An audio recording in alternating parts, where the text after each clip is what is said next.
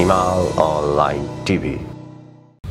विश्वभरिबाट हिमाल online television हेरिरहनुभएका हजुरहरू सम्पूर्णमा हार्दिक नमन गर्दछु। आजको हाम्रो कार्यक्रमको विशेष अतिथि हुनुहुन्छ इतिहासविद, लेखक, राजनीतिक चिन्तक, प्राध्यापक डाक्टर शास्त्रदत्त पन्त। आज म उहाँसँग विशेष गरी नेपालको पछिल्लो विकसित राजनीतिक घटनाक्रम, राजा ज्ञानेन्द्र शाहको सक्रियता, भारतीय विदेश मन्त्री जयशंकरको नेपाल भ्रमण र नेपालको राष्ट्रिय राजनीतिभित्र इन्डियाको चासो र भूमिकाको विषयमा रहेर विशेष कुराकानी गर्दैछु। डाक्टर साहब, स्वागत छ हजुरलाई। नमस्कार, धन्यवाद। अहिले राजा ज्ञानेन्द्र शाहको भैरवा, बुटवल लगायत विभिन्न स्थानहरूमा कार्यक्रमहरू भइराखेका छ। अहिले उहाँ निकै सक्रिय पनि हुनुहुन्छ। जानकारहरूले अहिले के भनिरहेका छन् भने नेपालमा राज संस्था फर्किने करिब करिब निश्चित नै भएर अगाडि गयो, अन्तर्राष्ट्रिय परिस्थितिले पनि साथ दियो भनेर भनिन्छ। राजा ज्ञानेन्द्र शाहको अहिलेको सक्रियता र नागरिकमा जुन प्रकारको सकारात्मक माहौलहरू देखिएको छ, यसलाई कसरी हेर्न सकिन्छ? मैले बार बार भन्दै आएको हो कि कुनै पनि परिवर्तित राजनीति परिवर्तन भएपछि परिवर्तन भएको राजनीतिले त्यसपूर्व भएको व्यवस्थाभन्दा राम्रो काम गरेको खण्डमा यस्तो आवाज आउने थिएन कुनै पनि परिवर्तन, राजनीति परिवर्तनको अवस्थामा।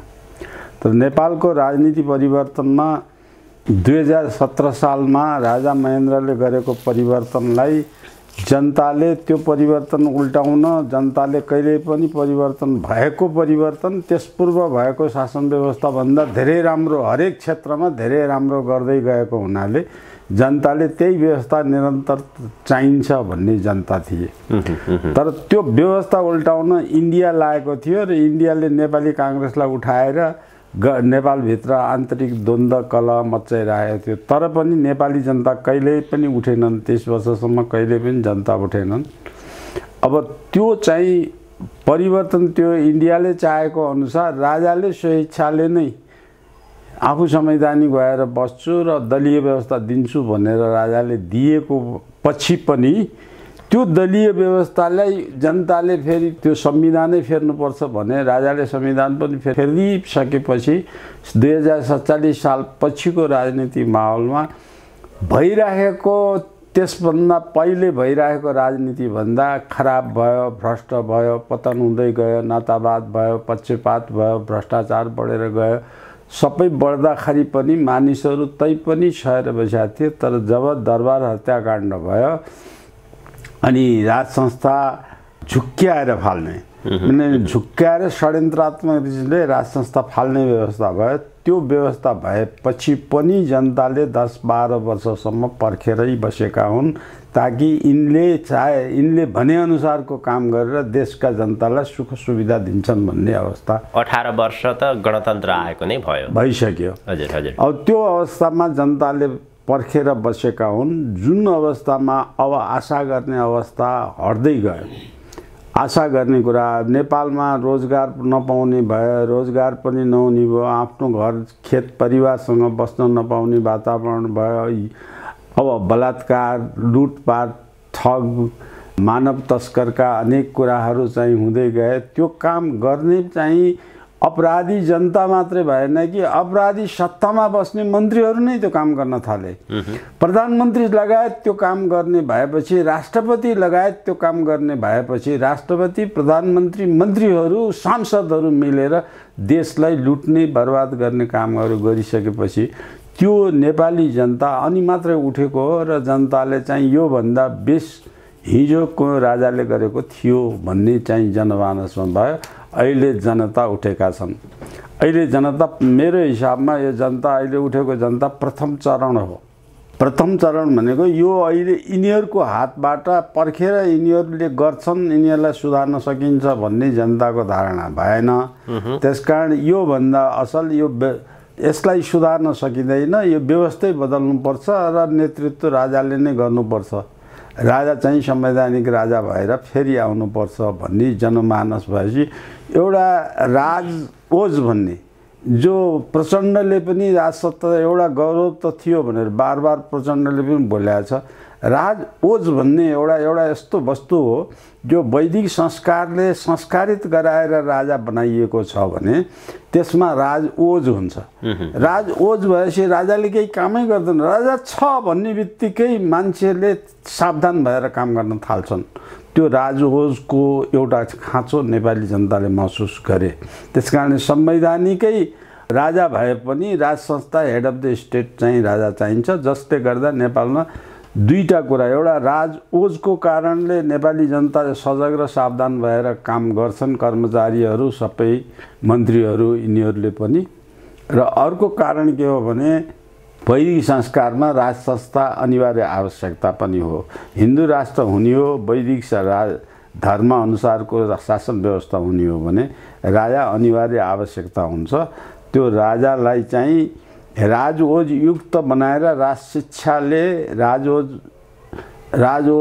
वृद्धि गरेर उसलाई निष्कलङ्क निष्पक्ष भएर कसैले काम गर्ने वातावरण बनाउँछ, जसको अभिभावकत्व मौरीको रानोले जसरी गर्छ त्यसरी देशमा अभिभावकत्व गर्छ, ताकि त्यसबाट दुईटा कुरा अहिले नेपालीले मानेका महत्त्वपूर्ण कुरा दुईटा छन्। एउटा देशको सार्वभौमिकता, स्वतन्त्रता, अखण्डतामाथि निरन्तर आँच आइरहेको छ, त्यसकारण देशै नरहला भन्ने वातावरण बन्दै गएछ हरेक दिन। यो पछिल्लो पटक भारतीय परराष्ट्र मन्त्री आएका बेलामा पनि दुईटा गलत काम, उच्च कोटिका गलत काम भएका छन्, र त्यो नेपालको सार्वभौम स्वतन्त्रतालाई खलल बनाएर कमजोर बनाउँदै लैजाने गतिविधिमा निरन्तर यी दलीय शासन भएको बेला अथवा राजा नभएको बेलामा निरन्तर देशको अस्मिता गुम्दै गएको छ। त्यो देशको अस्मिता गुम्नबाट बचाउनको निमित्त राज संस्था चाहिन्छ भन्ने एउटा, वैदिक संस्कारमा राज संस्था अनिवार्य आवश्यकता हो भने दोस्रो, तेस्रो राज संस्थाले गरेको कामभन्दा गतिलो काम नगरेर झन्झन पतनतिर देशलाई लगेको हुनाले राज संस्था आवश्यक छ भनेको जनताले नै अहिले त अब यो जनताले भनेको कुरा भुक्तभोगी नै उहाँहरू भइसक्नु भएको छ, र नेपालमा राजा चाहिँ चाहिने रहेछ, राजा बिनाको देश कस्तो हुँदो रहेछ उहाँहरूले भोग्नुभयो, अवस्था देख्नुभयो र अहिले भन्दै आइरहनु भएको छ। अब परीक्षाको घडी करिब करिब सकियो। यो 10-12 वर्षको अन्तरालमा जुन प्रकारका कार्यक्रमहरू भए, जनतामा जुन प्रकारको चेतनाहरू आयो, अब करिब करिब यो परीक्षाको घडी सकिँदैछ। यही वर्षको अन्त्यतिर अथवा 81बाट नेपालमा एक प्रकारको उथलपुथल अथवा चाहिँ राज संस्था आउँदैछ भन्ने खालको जुन बाहिर प्रचार प्रसार गरिएको छ अथवा गरिँदैछ, माहौल पनि त्यस्तो देखिन्छ। तपाईँले के देख्नुहुन्छ? यो चैत्र मसान्तभित्रमै यो प्रकारको परिवर्तन हुन सक्ने सम्भावना देखिन्छ अथवा कस्तो देखिन्छ? होइन, यो म ज्योतिषशास्त्री होइन, भविष्यवाणी गर्न म सक्दैन, तर नेपालमा राज संस्था आवश्यक छ। राज संस्था अभिभावक भएर बस्नुपर्छ। त्यो दुईटा नभए भने हिन्दू धर्ममाथिको प्रहार रोकिँदैन। विदेशीले नेपाललाई अधीनस्थ गराएर नेपालको सम्प्रभुत्वलाई हत्याउने जुन कोसिस गरिरहेछन्, त्यो हत्याउनबाट यो जोगाउनको लागि पनि राज संस्था अनिवार्य आवश्यकता छ। राज संस्था नहुने हो भने केही वर्षपछि नेपाल पनि नरहन सक्ने अवस्था आउँछ। त्यसकारण यी धर्मको कारणले, वैदिक संस्कार सभ्यता जोगाउनको कारणले र विश्वको एउटा मात्रै धर्मको अर्थ धर्मार्थ बुझाउनको लागि पनि राज संस्था अनिवार्य आवश्यकता भएको कुरा चाहिँ यो मैले धेरै वर्षदेखि भन्दै आएको कुरा हो। आवश्यकता र महसुस त जनताले बुझिसकेका छन्। मैले हजुरलाई भन्न खोजेको विभिन्न राष्ट्रवादी व्यक्तित्वहरूसँग छलफलमा हुनुहुन्छ, फोनमा पनि कुराकानी भइरहन्छ, र अहिले सञ्चार माध्यममा के आइरहेका छन् भने सबै राष्ट्रवादी शक्तिहरू एक ठाउँमा उभिँदैछन्, भित्री रूपमा समन्वय भइराखेको छ, कार्यक्रमहरू भइराखेको छ।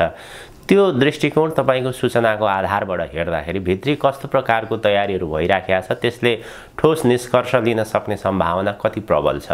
यदि देशमा शान्ति चाहने हो, देशको गौरव गाथा, देशको अस्मितालाई जोगाइराख्न चाहने हो, देशमा शान्ति चाहने हो, शान्तिपूर्ण राजनीतिक परिवर्तन चाहने हो भने दलहरू एक ठाउँमा मिलेर राजालाई एउटा स्पेस दिएर राज संस्थालाई संवैधानिक राज संस्था, मैले भनेको 2019 सालको संविधान अनुसारको अधिकार चाहिन्छ पनि म भन्दिनँ। 2047 सालको राज संस्था जुन राज संस्था चाहिँ संवैधानिक छ, त्यो राज संस्था स्तरको राज संस्था नेपालमा भए पुग्छ।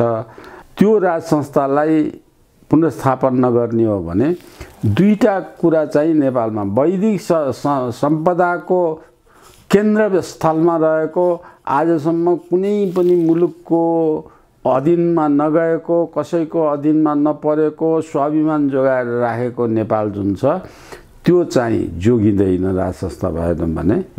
अनि त्यो स्वाभिमान जोगाउनको लागि वैदिक विश्वभरि एकपटक विश्वभरि मात्रै भएको धर्म हो। आजभन्दा 2025 वर्ष पहिलेसम्म त विश्वमा धर्म मात्रै थियो, त्यो वैदिक धर्म हो, त्यो सनातन धर्म हो, त्यो धर्म मात्रै विश्वभरि थियो। विश्वभरिमा चाहिँ मजहब र धर्मको बिचमा ठुलो अन्तर आएको छ।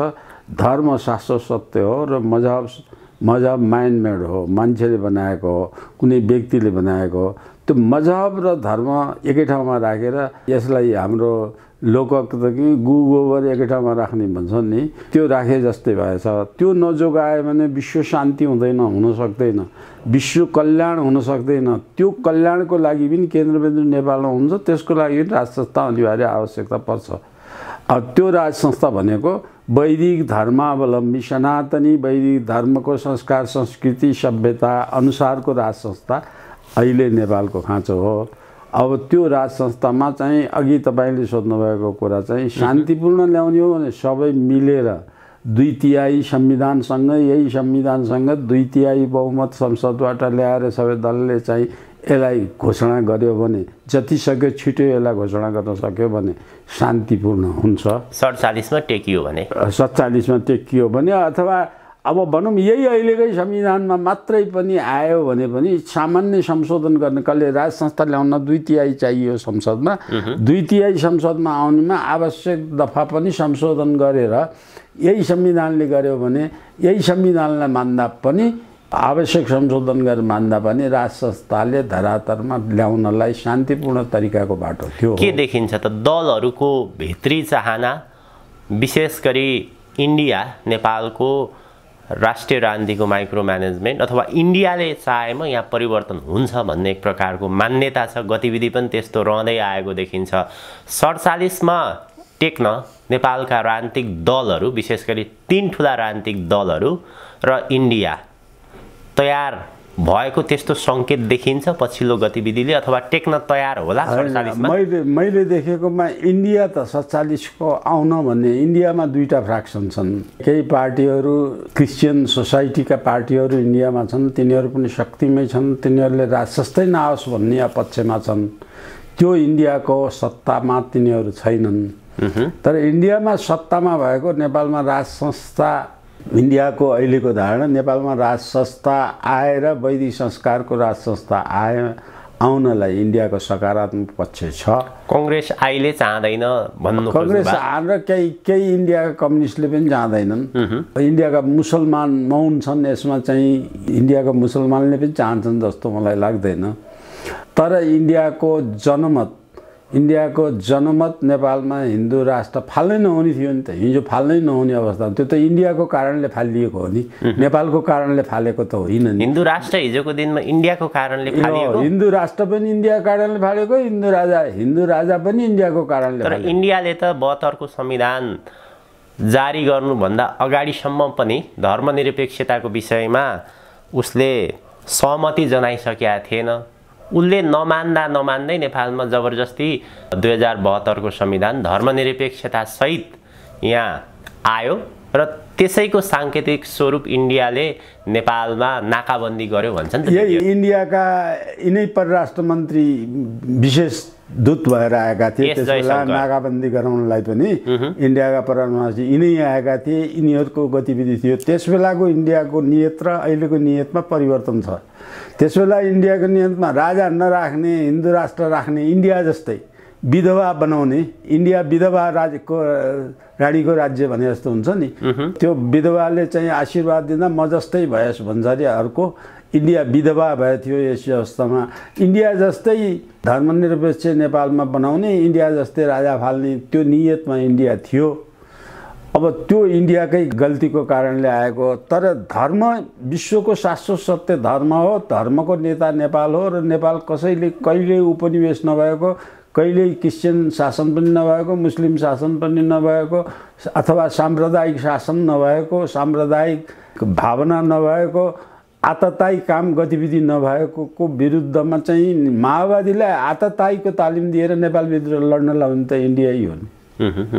त्यो इन्डियाको ठुलो गल्ती हो। इन्डियाको धर्म पक्षका मान्छेहरूले अहिले जुन सच्चिन थालेका छन्, त्यस बेला नसचेर संविधान बनाउने बेला यिनै परराष्ट्र मन्त्री आएर राजा फाल्ने, हिन्दू राष्ट्र राख्ने थियो तिनीहरूको त्यस बेलाको भनाइमा। त्यति बेला सकेन इन्डियाले, सकेन होइन, राजा फालिदियो, हिन्दू राष्ट्र कायम राख्न चाहिँ सकेन। हिन्दू राष्ट्र कायम नगर्न इन्डिया जस्तै बनाउन सके। EU र अमेरिकाको विशेष गरी दबाब रह्यो, लगानी रह्यो भन्छन् जानकारहरू।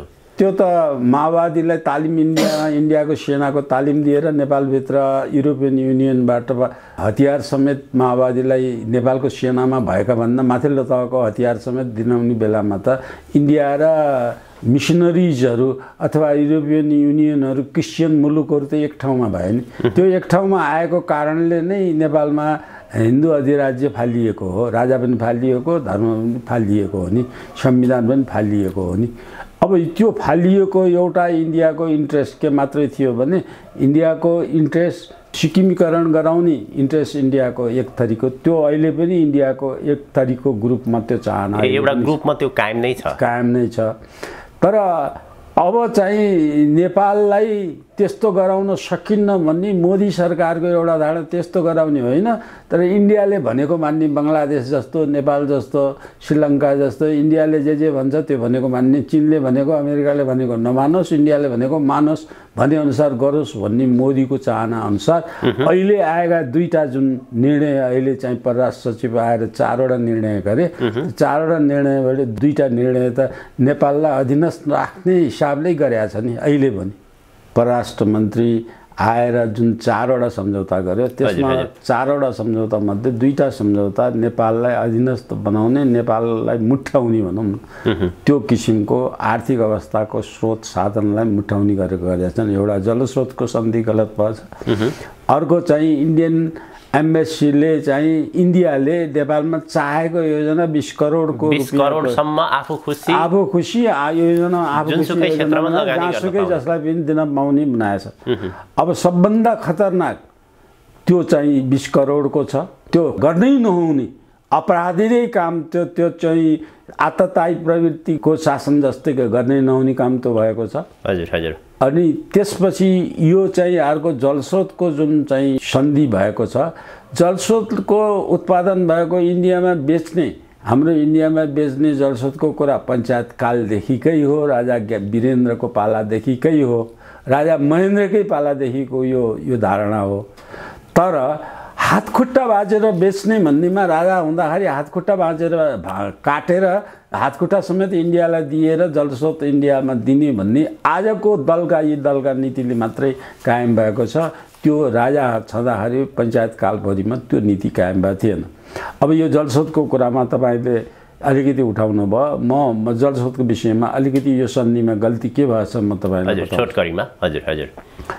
अब जलस्रोतको कुरा, नेपालको जलस्रोत नेपालकै सार्वभौम अधिकार अथवा रिसोर्सेसमा नेपालको पुरै अधिकार हुने गरेर नेपालले बनाएर इन्डियामा बेच्न चाहेको पञ्चायतकालदेखि, महेन्द्रदेखि, वीरेन्द्रकालदेखि त्यो चाहेको हो। अब त्यसमा त्यो चाहेअनुसार काम गरिरहेको हो। तर राजा फाल्नुपर्ने इन्डियामा मानसिकता बढ्नुको मुख्य कारण जलस्रोत नै हो। एउटा कारण, मुख्य कारणमध्ये एउटा कारण जलस्रोत राजा भएसम्म मुठ्याउन इन्डियाले सक्ने अवस्था भएन नेपालको जलस्रोत। अहिले जलस्रोतमा चाहिँ जलस्रोत बनाउने पनि इन्डियाको जलस्रोत सर्वे इन्डियाले गर्छ। जलस्रोत कुन चाहिँ जलस्रोत इन्डियाले बनाउने हो त्यो इन्डियाले बनाउँछ। इन्डियाका उत्पादित भएका मसिनरी, टुल्स, औजार इन्डियाका जलस्रोतमा चाहिने सबै इन्डियाबाट लिएर आउँछ।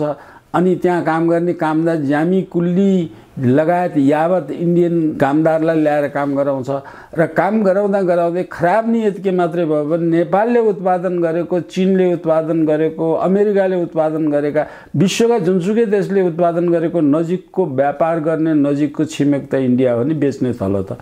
इन्डियाले अरूले बनाएको म किन्दिनँ, मैले बनाएको किन्छु भनेछ, मैले बनाएको किन्छु भनेको नेपालीले बनाएको छैन, नेपालले केही पनि आउन्न। त्यही ट्याक्स भने 5% 10% रोयल्टी मात्रै पाउने गरेर सबै नेपालको जलस्रोत इन्डियालाई दिएछ।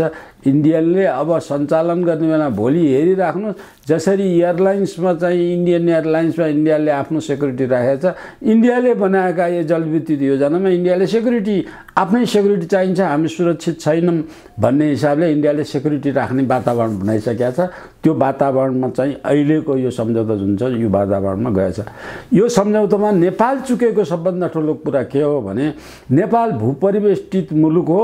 भूपरिवेष्टित मुलुकले चाहिँ नजिकको समुद्र तटसम्म जानलाई बाटो दिनुपर्छ, तटीय देशको जुनसुकैले दियो अन्तर्राष्ट्रिय कानुन अनुसार। नेपाललाई आजसम्म बाटो दियो छैन, यिनीहरूले त्यो बाटो मागेका छैनन्।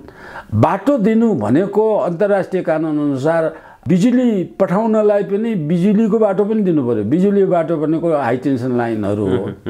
त्यो बाटो पनि ल्यान्डलक कन्ट्रीले दिनुपर्छ र हामीले इन्डियालाई मात्रै मार्केट बनाएर होइन, हाम्रो मार्केट चाहिँ बङ्गलादेशमा पनि बाटो इन्डियाले दिनुपर्छ। ल्यान्डलक कन्ट्रीको अधिकार प्रयोग गरेर नेपालले बाटो लिन सकेका छैन।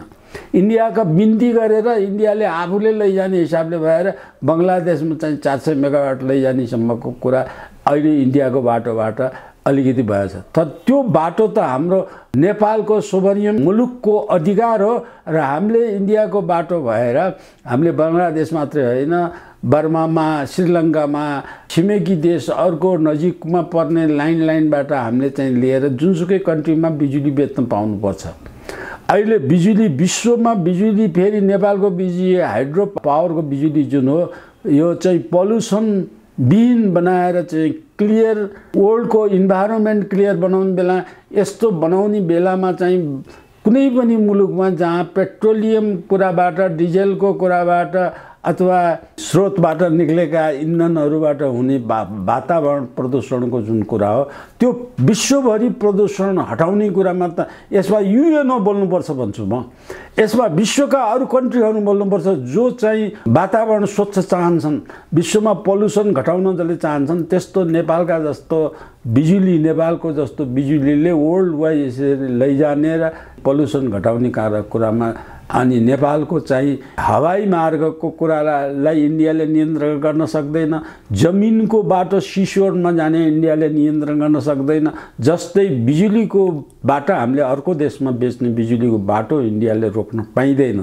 यो कुरामा युएनओमा आवाज उठाउनु पर्ने नेपालको प्रधानमन्त्रीले युएनओमा गएर आवाज उठाउनु पर्नेमा इन्डियामा गएर बिन्ती गरेका छ। इन्डियाले नेपालमाथि गरेका कुनै पनि हस्तक्षेपको विरुद्धमा चाहिँ बोल्नै सकेका छैन, किनभने त्यो इन्डियामा तालिम प्राप्त, इन्डियाको दाना खाएको, इन्डियाको मिलिट्रीको एउटा अङ्ग भएर नेपालमा चाहिँ सत्तामा बसेको, इन्डियाको बलबाट सत्तामा बसेको हुनाले यिनीहरूले नेपालको भोलिको भविष्य, राष्ट्रिय सुरक्षा र संरक्षणको भविष्य यो सन्धि, जलस्रोत सन्धिले गलत तरिकाबाट उठाएको छ।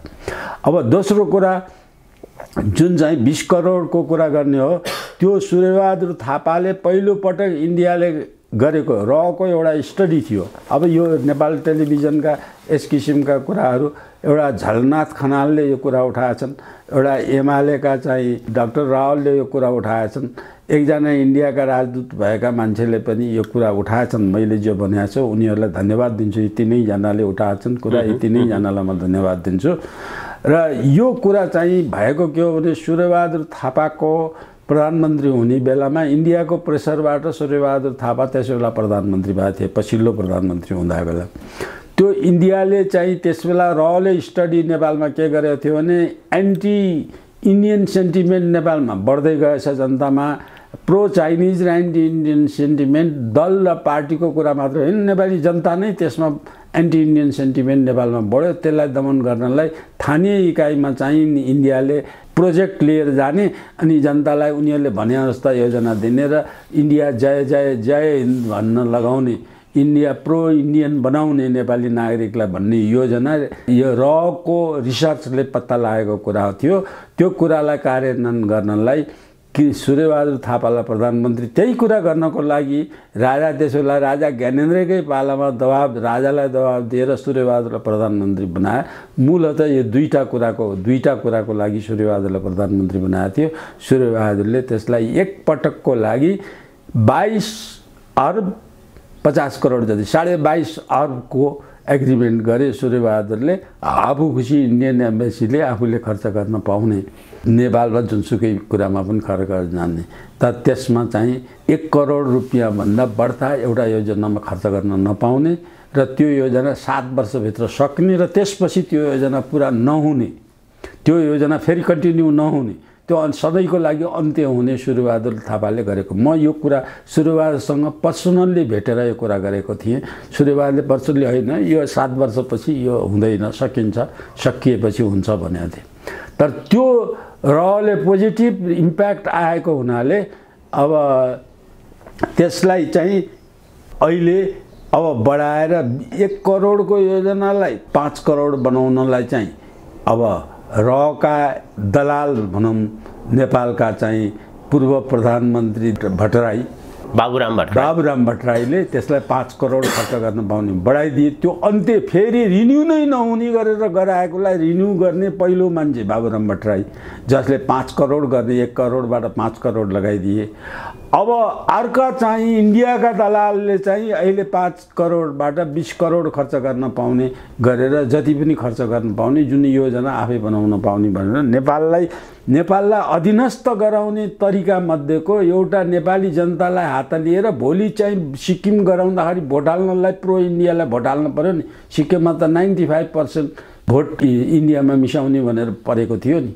त्यो परेको जस्तो अवस्था बनाउनलाई जनतालाई हात लिने उपाय मध्येको यो सबभन्दा खतरनाक उपाय हो, जुन चाहिँ अहिले चाहिँ जिरो बनाएर यो कन्टिन्यू नै नगर्नुपर्ने चाहिँ इन्डियामा मिसाउने, नेपाललाई मिसाउने वातावरणमा जलस्रोत पनि इन्डियामा मिसाउने वातावरणमा गयो र अहिले यो चाहिँ 20 करोड खर्च गर्न पाउने नि यो प्रचण्ड र बाबुराम दुवैले इन्डियामा मिलाउने। प्रचण्डले त बाबुरामले त भनेकै थिए सबमर्ज भइसक्यौँ, हुँदै गइसकेका छौँ, हामी मर्ज गर्ने बाहेक उपाय छैन। इन्डियामा मर्ज गर्ने अथवा आधा चीनतिर मर्ज गर्ने, आधा इन्डियातिर मर्ज गर्ने पछि सुताएर चाहिँ प्रधानमन्त्री भएको नेपालको मान्छेले भनिसक्यो। अब कार्यरूपमा परिणत गरेर विश्वलाई देखाउनलाई इन्डियाले स्लोली यसरी हात बढाएको छ। यो स्लोली हात बढाएकोमा चाहिँ सबभन्दा खतरनाक काम चाहिँ प्रचण्डको पालामा अहिले भएछ। देशको अस्तित्व खतम गर्ने अवस्थामा चाहिँ यिनीहरू गइरहेछन्। यसकारण पनि राजा चाहियो कि राजा भए राजभोजले कमसेकम यो यस्तो किसिमको गर्नु चाहँदैन। स्लोली मर्ज भएछ, इन्डियातिर धसिँदै गएछ, जमिनको भूभागबाट पनि धसिँदै गएछ, रक्षा व्यवस्थाबाट पनि धसिँदै गएको छ, अनि जलस्रोतको नाताले पनि धसिँदै गएको छ। अब हाम्रो उद्योग धन्दाका आर्थिक उन्नतिको बाटोमा पनि नेपाल इन्डियातिर धसिँदै गएको छ र नेपालको सबै कुरा यसरी इन्डियाको धसिँदै गएछ। यो कारणले पनि राजा नआइकन देश जोगिन्न भन्ने सिम्टमहरू देखा पर्न थाले। त्यसकारण राज संस्थाको जनमाग, जनताले राजनीति, नेपालको भू बनोट र नेपालको भूभौगोलिक कारणले पनि नेपाली जनता बुझ्दै गए। अब बुझेका जनताले चाहिँ राज संस्था माग गर्न लागेको। अब यसमा दुईटा बाटै, एउटा शान्तिपूर्ण, अघि मैले भनिसकेँ, शान्तिपूर्ण यसलाई ल्याउने हो भने दल मिलेर ल्याए भने शान्तिपूर्ण हुन्छ। यदि शान्तिपूर्ण दल मिलेर ल्याएनन् भने राज कदम अशान्तिपूर्ण वातावरण गयो भने राज्यको नियन्त्रणदेखि बाहिर हुन्छ।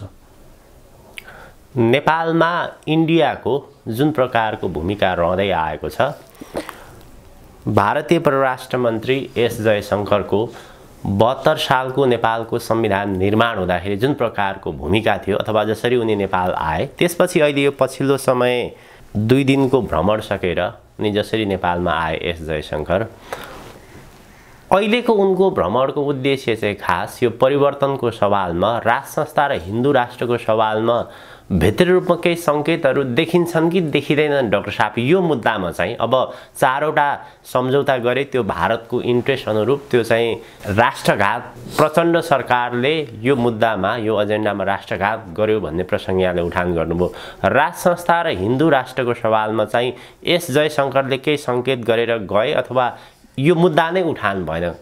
मुद्दै उठाए, मलाई लाग्छ उनले मुद्दै उठाएनन् मुद्दै उठाएनन् किनभने यो मुद्दै नउठाउने कुरामा राजनीति समूह र ब्युरोक्रेटिसम्म फरक हो। अहिले यिनी राजनीति नाताले परराष्ट्र मन्त्री भएर बसेका छन्, तर हिजो त तिनी राजदूत, परराष्ट्र सचिव, ब्युरोक्रेसीमा काम गरेका मान्छे हो नि। इन्डियाको ब्युरोक्रेसीले नेपाललाई इन्डियाको एउटा स्टेटको रूपमा राख्नुपर्छ भन्ने भावना इन्डियाको ब्युरोक्रेसीले राख्छ। त्यो भावना यिनको मनभित्र पनि छ। त्यो भावना भएको हुनाले यिनले चाहिँ खुलेर यो कुरा भन्न सकेका छैनन् राजनीति हिसाबमा। तर उनको पार्टी यो कुरामा चाहिँ पार्टीको सिद्धान्त भएको हुनाले यिनको मन नभए पनि पार्टीको सिद्धान्तलाई कार्यान्वयन गर्नुपर्थ्यो। तर नेपालमा आएर उनले त्यो कुराको कुनै सङ्केत गरेको जस्तो मलाई लागेन। उनी मोदीको नजिकको मान्छे, अब जानकारहरू त के भन्छन् भने, अथवा अलिकति हामीले त्यसलाई अध्ययन गर्ने हो भने मोदीको विशेष दूतको रूपमा नेपाल आएको भन्ने चर्चा छ। पहिलोपटक विशेष दूतको मोदीको आए पनि यिनी मोदी जस्तो विशुद्ध राजनीति प्राणी त होइनन् नि। यिनी त हिजोका ब्युरोक्राट्स पनि हुन् नि। अब मोदी नेता भएको हुनाले नेताले भनेको मेसेज लिएर आउनु कुरा अर्को कुरा हो, उनको मनले मेसेज लिएर आउने कुरा अर्कै कुरा हो। उनको मन इन्डियन ब्युरोक्राट्स चाहिँ साउथ डेस्क परराष्ट्र मन्त्रालय र इन्डियाको नेपालको पक्षमा कहिल्यै पनि भित्र मनदेखि छैन। ठ्याक्कै त्यसो भए नेपालको राष्ट्रिय राजनीतिभित्र इन्डियाको अहिले चाहना कस्तो देखिन्छ त? यही गणतन्त्रलाई डोर्याइरहने भन्ने कुरा छ कि अथवा कुनै न कुनै रूपमा अघि हजुरले उल्लेख गर्नुभयो जस्तो 47मा चाहिँ टेक्नै पर्ने बाध्यता छ, भित्री बाहिर एउटा भए पनि भित्री चाहना त्यस्तो छ, कस्तो देखिन्छ? अब यसमा इन्डियाको समस्या के हो भने इन्डिया आत्तिएको इन्डियाका मुसलमानहरू, पाकिस्तानका मुसलमानहरूबाट इन्डिया आत्तिएको छ, थाकेको छ। पाकिस्तान छुट्टिएर गएको मुलुक मुस्लिम कन्ट्री घोषणा भए बस्न हुने, मुस्लिमलाई छुट्याएको भागमा मुस्लिम सबै नगएर इन्डियामा बसेका मुस्लिमले चाहिँ 3-4वटा बिहा गरेर अनि जनसङ्ख्या थुपारेर हिन्दूको भन्दा डबल त्रिबल जनसङ्ख्या बढाउने। अब यो गएको 4 वर्षमा 17.5 करोड भएका मुसलमान अहिले 22-22.5 करोड पुगेका छन्। यो इन्डियाको कपाल दुखाइको विषय हो। इन्डियाले कहिल्यै पनि विशुद्ध मनले विशुद्ध हिन्दू संस्कारको अथवा वैदिक धर्म संस्कारको, वेद संस्कारको कुरा इन्डियाले गरेका छैन। इन्डियाको संस्कार, इन्डिया चाहिँ 1318 वर्षसम्म यो मुसलमान र क्रिस्चियनको शासनमा दबेर बसेको हुनाले उनीहरूको बुद्धि पनि अलि भ्रष्ट भइसकेको छ, बुद्धि पनि विकृत भइसकेको छ। इन्डियाले अहिले बुझेको कुरा के हो भने इन्डियाको शत्रु मुसलमान हो, हाम्रो शत्रु मुसलमान शत्रु होइन। नेपालका मुसलमानले हिन्दू राष्ट्रै मागेका छन्, नेपालका मुसलमानमा त्यो दोष छैन। जबकि इन्डिया मुसलमानदेखि आत्तिन्छ मुसलमान भन्ने बित्तिकै डराउँछ। हामीलाई डर अहिले के हो भने क्रिस्चियनहरूको हो। नेपालको समस्या क्रिस्चियनको हो। इन्डियाले क्रिस्चियन नेपालको समस्या हो भनेर केही पनि भन्दैन। इन्डियाका क्रिस्चियनलाई पनि इन्डियाले शत्रु मान्दैन, नेपालका क्रिस्चियनलाई पनि शत्रु मान्दैन। नेपाल मात्र एउटा शुद्ध वैदिक सनातनी धर्ममा रहेको देशलाई पनि विचलन गराउने इन्डिया हो र विचलन गराउने इन्डियाको विचलन गराउनलाई अहिलेको अवस्थामा जब नेपाललाई अधीनस्थ गरेर इन्डियाको स्टेट प्रान्त बनाउन सकिन्न भने नेपाललाई हाम्रो मुठीभित्र राख्नको निमित्त नेपाललाई चाहिँ हिन्दू राष्ट्र नबनाइकन फेरि हिन्दू राष्ट्र कायम नगरिकन इन्डिया हिन्दू राष्ट्र बनाउनलाई सहज छैन। अनि त्यसकारण मात्र हिन्दू राष्ट्र पहिलो चासोमा पर्यो। हिन्दू राष्ट्रमा, हिन्दू राष्ट्रभित्र हिन्दू राजा नै चाहिन्छ, त्यसको हेड अफ द स्टेट राजा नै हुन्छ भन्ने कुरा वेद इन्डियाका नेताहरूले वेद पनि पढेका छैनन्, वैदिक शासन पद्धति पनि पढेका छैनन्, वैदिक शिक्षा पद्धति पनि जाने बिर्सिसके, वैदिक स्वास्थ्य पद्धति पनि बिर्सिसके। अहिले चाहिँ इन्डियामा यिनीहरूले बिर्सेकै कारणले नालन्दा, तक्षशिला, विक्रमशिला जस्ता यी ठुल्ठुला 12-1500 चाहिँ 15,000औं विश्वविद्यालय मुसलमान र क्रिस्चियनले भनेको वैदिक संस्कार अनुसार पुनर्स्थापन गर्न लागेकै छैनन्। मोदी त यो विषयमा जानकार होला पक्कै पनि, उले अलिकति धार्मिक नेपाल भ्रमण गरेको पनि मैले जानकार भएको भए मोदी शासनमा आएको नि 10 वर्ष भइसक्यो नि। नालन्दा अहिले राम मन्दिरको एउटा काम बल्ल मोदीले एउटा काम राम मन्दिरको गर्यो। हजुर। तर नालन्दा विश्वविद्यालय किन गरेको छैन? तक्षशिला विश्वविद्यालय, विक्रमशिला विश्वविद्यालय किन गरेको छैन? इन्डियाभित्र बिहारमा एउटा दुईटै बिहारमा छ। त्यो वैदिक यतिसम्म कि हिन्दी राष्ट्रभाषा पनि बनाउन सकेका छैन। हिन्दी बनाउन दक्षिण भारतका मान्छे मानेनन् भनेको छ मोदीले। दक्षिण भारतका हिन्दी बनाउन मान्छे दक्षिण भारतको माग किन पुरा गर्दैन? उनीहरूले संस्कृत राष्ट्रभाषा बनाऊँ, राष्ट्रिय भाषा संस्कृत बनाऊँ भनेर मागेका छन् दक्षिणकाहरूले। त्यो संस्कृत भाषा बनाउन र इन्डियालाई चाहिँ के को कपाल दुखाइ भयो? किनभने इन्डियालाई चाहिँ अब अमेरिका चाहिँ उसको पछाडि बुइहालेको छ, अमेरिकालाई बोकेको छ, उता बेलायतलाई बोकेको छ। बेलायत र अमेरिकाको च्यापुवामा परेर उनले चाहिँ यो काम गर्न सक्दैन। ऊ आफू अर्काको च्यापुवामा परेर काम गर्न सकेको छैन। उसले दाजुलाई सक्दिनँ, भाउजूलाई राख्दिनँ भने जस्तो गरेर नेपाललाई च्यापुवा पार्दै आइरहेछ नि।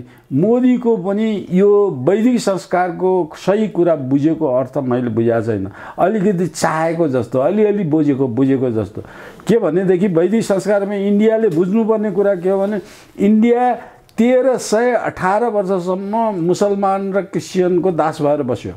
त्यस बेलासम्म विश्वविद्यालयहरू, संस्कृत भाषाहरू तोडफोड, धर्म कर्म, पूजा आजा, बिहा बारी, संस्कार संस्कृति सबै तोडिदिए। त्यो तोडेको इन्डियामा तोडिएको जुन अवस्था थियो, त्यो तोडिएको अवस्थामा चाहिँ उनीहरूले आफ्नो वैदिक संस्कारको नित्य कर्महरू, नित्य काम कुराहरू पनि बाध्यतावश बिर्सिँदै गए। यो हाम्रो संस्कारमा 6 पुस्ता भएपछि आधा बिर्सिन्छ। हजुर। 20 पुस्ता भएपछि चाहिँ पुरै बिर्सिन्छ त्यस वैदिक संस्कार। यिनीहरू चाहिँ इन्डिया मुसलमान र इसाईको दास भएको त 1318 वर्षमा त 60 पुस्ता हुन्छ। 55-60 पुस्ता भइसक्यो। यिनीहरूको त वैदिक संस्कारको जम्मै कुरा बिर्सिसक्यो। अब वैदिक संस्कार पुनर्स्थापन गरेर पहिले इन्डियामा मुसलमानहरूलाई घर वापस भनेर मुसलमानलाई हिन्दू बनाउने भनेर लाग्यो। त्यो त बिर्सेको कारणले हो। मुसलमान कुनै पनि अर्को धर्म वैदिक संस्कारमा ग्राह्य हुँदैन। वैदिक संस्कार अनुसार धर्म दुईटा हुँदैन, धर्म एउटा मात्रै हुन्छ। त्यो वैदिक हो, त्यो वैदिक सनातनी हो, त्यो धर्म मात्रै हो। त्यसको नाउँ हिन्दू पनि होइन। त्यो सिन्धुको अपभ्रंश भएर आएको त्यो वैदिक सनातनी कुराको यथार्थ सत्य इन्डियाका सबै हिन्दूहरूले बिर्सिसकेको जस्तो लाग्छ। अहिले जसरी नेपालको विश्वको राजनीतिक घटनाक्रमहरू अगाडि बढिरहेको छ, जानकार विज्ञहरू, सूचना राख्ने मानिसहरूले चाहिँ के भनिरहेका छन् भने इन्डियालाई नेपालमा हिन्दू राष्ट्र बनाउनु पर्ने बाध्यात्मक परिस्थिति सृजना भइरहेको छ। त्यसका लक्षणहरू देखा परिरहेका छन्। जसरी जनवरी 22 तारिकका दिन इन्डियामा राम मन्दिरको उद्घाटन हुँदैछ। अब राम र सीताको मूर्ति बनाउन पनि नेपालबाटै, नेपालको कालीगण्डकीबाटै ढुङ्गा लगिएको छ र सम्भवतः केही साङ्केतिक भाषाहरू प्रयोग गरिएका छन्। त्यो दिन मुख्य अतिथिको रूपमा राजा ज्ञानेन्द्र शाहलाई निमन्त्रणा आउन पनि सक्छ है भन्ने खालको विश्लेषणहरू बाहिर आइरहेका छन्।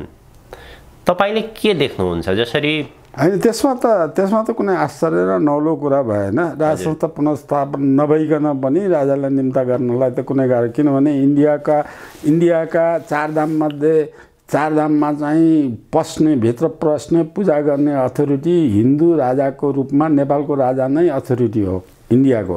अहिले पनि इन्डियाको कुनै प्रधानमन्त्रीलाई, मन्त्रीलाई, राष्ट्रपतिलाई त्यहाँ ती मन्दिरमा पस्न दिँदैनन्। नेपालको राजालाई पस्न दिन्छन् र बेला बेलामा राजाले गद्दी छाडेपछि पनि निम्ता गरेर गएका छन्। इन्डियामा पटक गएका छन्। त्यही हिसाबले नेपालको त्यो चाहिँ, अथवा अर्को शब्दमा के बुझ्नु पर्यो, नेपाली जनताले पनि बुझ्नु पर्यो भने नेपाल राजाका दुईटा शक्ति हुन्छन्। एउटा राजकीय शक्ति, एउटा वैदिक राज धर्मको शक्ति हुन्छ, एउटा शासक वैदिक राजाको शासक शक्ति हुन्छ। अहिले राजाले राजगद्दी छोडेको त शासक शक्ति मात्रै छोडेको हो नि। नेपालको हिन्दू सनातनी राज शक्ति जुन हो राजाको, त्यो राजा त अहिले पनि कायम छ। धर्मराजा अहिले पनि कायम छ। धर्मराजा इन्डियाको पनि धर्मराजा, विश्वका हिन्दू मात्रको धर्मराजा हो फेरि धर्मराजा। त्यसकारण हिन्दूको मन्दिर त्यहाँ चाहिँ राम मन्दिरको उद्घाटन गर्न राजालाई मुख्य अतिथिको रूपमा बोलाउँदा पनि केही फरक पर्दैन। त्यो बोलाउनलाई नेपालको राजनीति उथलपुथलसँग कुनै सम्बन्ध हुँदैन। त्यो चाहिँ राजनीतिक शक्तिसँग सम्बन्धित हुँदैन। राजनीतिक शक्तिसँग, धर्म शक्तिसँग सम्बन्धित हुन्छ। त्यो नाताले बोलाउनै पर्छ भन्छु म। हजुर हजुर। किनभने हिन्दू विश्वका इन्डियाका हिन्दू जुन इन्डियाका 80-81 करोड हिन्दू छन्, ती 80-81 करोड हिन्दूको राजा त नेपालकै राजा हो, अहिले पनि हो नि, राजै हो नि। अहिले पनि ती हिन्दू मर्दाखेरि श्रद्धा तर्पण पिण्ड दान गर्दाखेरि चाहिँ नेपालको राजा महेन्द्र, अब राजा वीरेन्द्रलाई पछि अब दिपेन्द्रलाई समेत उनीहरूले तर्पण गर्छन्। अब त्यो हुनाले नेपालको हिन्दूका जुन मठ मन्दिर भनेको ऊर्जा भएका ऊर्जावान मठ मन्दिरमा चाहिँ नेपालकै राजा गएर चाहिँ गर्ने गरेको छ। त्यस हिसाबले त्यो गर्नलाई कुनै आपत्ति देखिदिनँ मैले। त्यो निम्ता आउन सक्छ, राजा जान सक्छन्। त्यो जानु भनेको नेपालको राजनीति परिवर्तन भयो भन्ने होइन, भइदिए बेस। हजुर हजुर, भइदिए राम्रो। अहिले जुन प्रकारको माहौलहरू देखिएको छ र यहाँले नेपालमा राज संस्थाको पुनर्स्थापनाको सवालमा इन्डियामा चाहिँ विशेष गरी कङ्ग्रेस आई र त्यहाँका कम्युनिस्ट पार्टीहरू उनीहरूले नेपालमा राज संस्था चाहँदैनन् भनेर भन्नुभयो। अब नेपालको सन्दर्भ हामीले हेर्ने हो भने त अहिले कम्युनिस्ट, माओवादी प्लस कङ्ग्रेस दुईटाको सरकार छ, लगायतका अरू दलहरू छन्। विशेष गरी त कङ्ग्रेस र कम्युनिस्ट नै भए। अब यस्तो पृष्ठभूमि भएको सरकारको चाहना अथवा उनीहरूको गतिविधि चाहिँ कस्तो देखिन्छ राज संस्थाको सवालमा? कुनै न कुनै रूपमा उनीहरू सकारात्मक छन् अथवा कस्तो छ? नेपालका कुनै पनि दलले राज संस्था फाल्ने अभियानमा लागेका होइनन्। लाग्या होइनन्। माओवादी पनि लागेका होइनन्, माधव नेपाल पनि लागेनन्। माधव नेपाल त बैलगाडा चढेर अमेरिका पुगिँदैन भनेका केपी ओलीले। हजुर, केपी ओली भनेको त्यसबेला माधव नेपाल पनि हुन्। केपी ओली चाहिँ माधव नेपाल पनि हुन्, त्यसबेला झलनाथ पनि हुन्। चर्को भाषण गर्छन् नि त उनीहरू कहिलेकाहीँ। हामीले नेपालको राजतन्त्र फाल्यौँ उखालेर फाल्यौँ 250 वर्षको निरङ्कुश चर्को भाषण गर्छन्। फेरि अहिले चाहिँ त के भने जे भनेर सत्ता पाइन सकिन्छ त्यो गर्ने हो। अहिले यिनलाई एस्योर भएर हामी सत्तामा राजा आएपछि पनि सत्ता राजामा फेभर गर्छ, एस्योर हुन्छ, राजावादीहरूले हामीलाई भोट हाल्छन् भन्ने एस्युरेन्स पाउने हो भने माओवादी पनि राजा चाहिन्छ भन्नेमा भोलि नै आउँछन्। माधव नेपाल पनि आउँछन्, हिजो दरखास्त दिएर गएकै मान्छे हुन्। अनि केपी ओली पनि आउँछन्, हिजो चाहिँ बैलगाडा जाने बेला नेपालमा राजतन्त्र मदन भण्डारीको यदि सत्तामा बस्न पाइयो उनीहरूको राजनीतिक भविष्य सुरक्षित भयो भने राजा चाहिन्छ भन्नेमा सबै तयार छन्। नेपाली काङ्ग्रेस तयार छ, एमाले पनि तयार छ, माओवादी पनि तयार छ। उनीहरू यतिसम्म भन्छन् कि हामीले फालेकै होइन। त्यो पनि भन्छन्। परिस्थिति त्यसरी फालेको पनि होइन, यथार्थ त फालेको त इन्डियाले हो, रले हो, इन्डियन एम्बेसीले हो, इन्डियाको परराष्ट्र मन्त्रालयले हो, इन्डियाले फालेको हो नि। यो सबै वातावरण त इन्डियाले मिलाएको हो नि। युद्धै गराएको इन्डियाले हो। त्यो बनाएको पछाडि एउटै कारण राजा वीरेन्द्रले चाहिँ त्यो इन्डियाले चाहेअनुसार ल्याएको एग्रिमेन्टमा सही गरेन। उनीहरूको भूमिका रोबोट भनौँ, त्यसमा जे फिट गरिएको हुन्छ, जे बोल्न लगाइन्छ त्यही बोल्छन्। बस एक्ज्याक्टली त्यही हो। अहिले चाहिँ यिनीहरूले इन्डियामा एकजना इन्डियाले भन्नुहोस् त एउटा पार्टीलाई चाहिँ अहिले प्रचण्डलाई भन्दै त्यो राज संस्था राख्नुपर्छ, राज संस्था राख्ने गरेर त्यो तिमीहरू मिलाऊ त्यहाँबाट कुरा भन्यो। यदि पुष्पकमल दाहाल, प्रधानमन्त्री पुष्पकमल दाहालले कुनै भाषणमा कुनै कार्यक्रममा भनिदिए भने अब नेपालका पार्टीहरूले अभिभावकको भूमिका खेल्न नसक्ने रहेछन्, हेड अफ द स्टेटको रूपमा चाहिँ नै राज संस्था चाहिन्छ भनेर भनिदियो भने आश्चर्य मान्नु पर्दैन। अहिले यिनीहरूको मनभित्रको कुरै होइन, यिनीहरूको राजनीतिभित्र बाहिर जे बोलेका छन् नि यिनीहरू त्यो बाहिर त अरूको अरौटे कुरा बोलेका हुन्, आफ्नो कुरा बोलेका होइनन्। माधव नेपालले आफ्नो बोलेका होइन, केपी ओलीले पनि होइन, प्रचण्डले पनि होइन, झलनाथ पनि होइन, कसैले पनि होइन। यिनीहरू त हिजो पनि त्यो फाल्नुपर्छ भन्ने अभियानका होइनन्। हिजो फाल्नुपर्छ भन्ने अभियानका लाग्ने त बरु चाहिँ त्यो पावरलेस भएर बसेको त्यो केसी जनमोर्चा संयुक्त जनमोर्चाको एकजना चित्रबहादुर केसी एकजना दुईजना मान्छे व्यक्तिगत रिसिभीमा उनीहरू लाग्ने त्यो धर्मै नमान्ने हिसाबले गएको त्यस्ता त्यो गणनै नभएको जसको जनमतै छैन जसको 15 जना मान्छे नि भोट हाल्ने मान्छे छैन जसको पछाडि 15 जना मान्छे छैन त्यस्ता मान्छे भए त त्यस्ता मान्छे त राणाकालको विरोधीमा पनि ती कहीँ थिए नि राणाकालमा पनि थिए त्योभन्दा अगाडि पनि थिए जहिले पनि जुनसुकै मुलुकमा पनि एउटा दुईटा त अपराधी मान्छे हुन्छन् नि राजा स्वयंलाई चाहिँ कति सुरक्षा हुन्छ अहिले नेपालमा जुन प्रकारको राजनीतिक गतिविधिहरू छ अब हिजोको दिनमा पनि राजालाई त राजनीतिक षड्यन्त्र गरियो फसाइयो दरबार छोड्न बाध्य बनाइयो अथवा राष्ट्रवादीकै नाममा पनि विभिन्न दोहोरो तेह्रो प्रकारको चरित्रहरू देखिन्छ त्यसरी फर्किँदाखेरि राजालाई कति खतरा हुन्छ राजाले असुरक्षा फिल गरेकै छैनन् अहिले राजाले किनभने नेपाली जनता नेपाली मात्र हिन्दू मात्र राजाको पक्षमा छन् राजालाई असुरक्षा छ भने त एउटा अपराधी मात्रै हुनसक्छ एउटा भाडाको मान्छे मात्रै हुनसक्छ त्यो त तपाईँको पनि हुनसक्छ मेरो पनि हुनसक्छ कसैको पनि हुनसक्छ त्यो व्यक्तिगत कुराबाट नत्र राजा यिनीहरूको असुरक्षामा त यिनीहरू नै छन् कुनै पनि पार्टीका नेता एक्लै खुलेआमै हिँड्न सक्दैनन् जसरी राजा हिँडेका छन् त्यसरी एउटा पनि नेता हिँड्न सक्दैनन् जनताको दृष्टिकोणबाट राजालाई असुरक्षा छैन यिनीहरूबाटै भन्न खोजेँ मैले यिनीहरूबाट त यिनीहरूले गर्न सक्ने त गरिसके गर्न सक्ने जति त सबै गरिसके कि बाँकी राखेर कुन चाहिँ कानुन अन्तर्गत भनेर राजसत्ता फालेको पनि कानुन अन्तर्गत होइन धर्मनिरपेक्ष घोषणा पनि कानुन अनुसार गरेको होइन अब गणतन्त्र घोषणा पनि कानुन अनुसार नियम अनुसार जनआवाज अनुसार गरेकै होइन जम्मै छलछामको कुरा हो जनमत लिएको भन्ने कुरा छलछाम चाहिँ ढाँटेबाटे गरेका कुरा हो बाहिर सार्वजनिक नै नगरेका कुरा हुन् यी तमाम कुराहरू छन् जसको कुरालाई यिनीहरू यो भएको फालेको चाहिँ राजालाई जनताले फालेको होइन हजुर डाक्टर साहब निष्कर्षमा हामी के भन्न सक्छौँ भने नेपालको राजनीति असाध्यै तरल छ राज्यका सबै अङ्गहरू फेल भइसके कुनै बेला पनि परिवर्तन हुन सक्छ गणतन्त्र चाहिँ टिक्दैन त्यसको अर्थ अब हो गणतन्त्र टिक्ने हो भने नेपाल पनि टिक्दैन गणतन्त्र टिक्ने हो भने नेपाल पनि टिक्दैन नेपाल टुक्रा टुक्रा हुन्छ टुक्रा मात्रै हुँदैन विलय नै हुन्छ विलय नै हुन्छ अहिले त व्यवहारमा त विलय त यिनीहरूले गराइसके नि खालि लिखितमा सही गरेर घोषणा मात्रै भएको छैन नि व्यवहारमा त विलय बनाइसकेका छन् अझ समय बाँकी छ नेपाली जनता चाहिँ प्रो इन्डियन छैनन् जनतालाई प्रो इन्डियन बनाउनलाई अब पैसा बाँडेर जनतालाई किन्ने योजनामा चाहिँ इन्डिया लागेको छ त्यो लागेको कुरामा राजा नआउने हो भने त्यो लागेको लागि हुन्छ र नेपाली जनतालाई सिक्किमी जनता जस्तै इन्डियामा 95% भोट हाल्ने बनाइदिन्छ हस् डाक्टर साहब आजको हजुरको अत्यन्त महत्त्वपूर्ण समय र विचारको लागि धेरै धेरै आभार प्रकट गर्दछु हस् धन्यवाद यहाँलाई पनि